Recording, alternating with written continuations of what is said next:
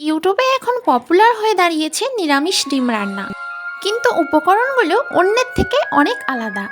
এই নিরামিষ ডিমের রেসিপি এতটাই টেস্ট হয়েছে, তোমাদের কাছে রিকোয়েস্ট একবার অন্তত বানিয়ে খাও। মিমি, দাদু এটা খেতে পারবে তো? হ্যাঁ সোনা, এটা সম্পূর্ণ নিরামিষ রেসিপি। হাই ভিউয়ার্স, বঙ্গছড়ি চ্যানেলে তোমাদের অনেক অনেক স্বাগত। আশা করি তোমরা সবাই ভালো আছো।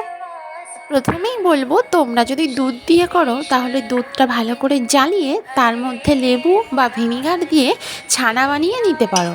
তারপর ছানাটাকে একটা সুতির কাপড়ে পুটুলে বেঁধে জল ঝরিয়ে নিতে হবে। আর যদি পনির দিয়ে করো তাহলে পনিরটা একটা গ্রেটারে গ্রেট করে নিতে হবে। পনিরে বা ছানায় একটুও জল থাকলে চলবে না। আমি একটা প্রেশার কুকার নিয়েছি। প্রেশার কুকারে হাফ হাফ করে আলু কেটে জল পরিমাণ মতো দিয়ে আমি গ্যাসে বসিয়ে দেবো আলুটা সেদ্ধ করার জন্য। এই নিরামিষ ডিম রান্না করতে আমি কোন কোন মশলা নেব চলো তাহলে দেখে নেওয়া যাক। আমি এখানে সামান্য পরিমাণে আদা নিয়েছি, আর নিয়েছি 3টে শুকনো লঙ্কা, 3টে কাঁচা লঙ্কা, একটা ছোট সাইজের টমেটো, আর নেব 1 টেবিল চামচ গোটা জিরা। মশলা কিন্তু আমি ডিমের পরিমাণ অনুযায়ী নেব। এই মশলাগুলো বাটা হয়ে গেছে। এবার একটা পাত্রে এখান থেকে কিছুটা পরিমাণে পনির নিয়ে নেব ডিমের কুসুম বানানোর জন্য। এবার এর মধ্যে দিয়ে দিতে হবে হলুদ, কারণ ডিমের কুসুমটা হলুদ হলুদ হবে, তার জন্য দেব সামান্য পরিমাণে লবণ আর হাফ টেবিল চামচ কর্নফ্লাওয়ার। এবার পনিরটা খুব ভালো করে মেখে নিতে হবে, নয়তো রান্নার সময় কুসুমটা ফেটে যেতে পারে। দেখতেই পাচ্ছি এখানে কুসুম বানানো কমপ্লিট। এবার যে আলুগুলো আমি সেদ্ধ করে রেখেছিলাম সেখান থেকে একটা আলু আমি একটা অন্য পাত্রে নেব। আলুগুলোর খোসা ছাড়ানো হয়ে গেলে আমি একটা গ্রেটার দিয়ে ভালো করে আলুটা গ্রেট করে নেব। তোমরা চাইলে চটকেও নিতে পারো, বাট গ্রেট করে নিলে কিন্তু খুবই মিহি হয়। এবার এই আলুর মধ্যে দিয়ে দেবো ডিম বানানোর সব পনির। এবার এই আলু আর পনিরের মধ্যে দিয়ে দেবো স্বাদ অনুযায়ী লবণ, আর দিয়ে দেবো 2 টেবিল চামচ কর্নফ্লাওয়ার। এবার এই সব উপকরণগুলো খুব ভালো করে মিহি করে মেখে নিতে হবে। আমি খুব ভালো করে মেখে নিয়েছি। এবার সামান্য সাদা তেল মাখিয়ে 10 থেকে 15 মিনিটের জন্য রেস্টে রেখে দেব। 10 থেকে 15 মিনিট পর আমি 3টে গোল্লা করে নিয়েছি। এবার অন্য একটা পাত্রে 1 টেবিল চামচ কর্নফ্লাওয়ার নিয়ে নেব। এবার এই গোল্লাটা একটু এরকম করে নিয়ে ভেতরটা জায়গা করে নিতে হবে। তারপরে আগে থেকে যে কুসুমটা আমি বানিয়ে রেখেছিলাম ওই কুসুমটা দিয়ে হালকা হাতে একটু গোল করে নিয়ে ডিমের শেপ আমি তৈরি করে নিয়েছি। ঠিক এরকম করেই আমি সবগুলো ডিম বানিয়ে নিয়েছি। তারপরে ডিমগুলোই আমি ভালো করে কর্নফ্লাওয়ার মাখিয়ে নেব, যাতে ভাজার সময় ভালোভাবে ভাজা যায়। 3টে ডিমেই আমি কর্নফ্লাওয়ার ভালো করে মাখিয়ে নিয়েছি। এরপরে সামান্য সুজি এর উপরে ছড়িয়ে দেব, কারণ ভাজার সময় যাতে একটু সুন্দর দেখতে লাগে।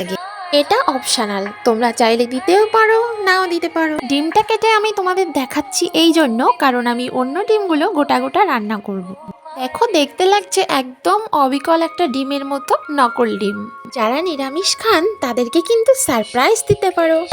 এবার আমি গ্যাসটা অন করে দিয়ে দেবো সাদা তেল, আর সাদা তেল গরম হয়ে গেলে দিয়ে দেবো এক এক করে সব ডিমগুলো।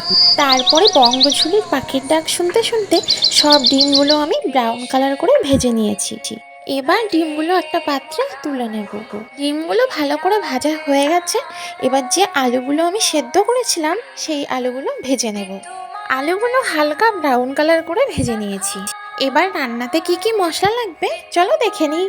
ডিম ও আলু ভাজার তেলের মধ্যে দিয়ে দেবো একটা তেজপাতা, 1 টিস্পুন গোটা জিরা, সামান্য পরিমাণে গরম মশলা গোটা। এরপরে দেবো 2টো শুকনো লঙ্কা আর বেটে রেখেছিলাম সেই মশলাটা। 1 মিনিট নাড়িয়ে চাড়িয়ে 1 টিস্পুন করে সব গুঁড়ো মশলা দিয়ে দেবো। কাশ্মীরি লঙ্কার গুঁড়ো, জিরে গুঁড়ো, ধনে গুঁড়ো আর হলুদ গুঁড়ো, আর স্বাদ অনুযায়ী লবণ। এবার একটু ঢেকে দিয়ে লো ফ্লেমে 2 মিনিটের জন্য রান্না করব।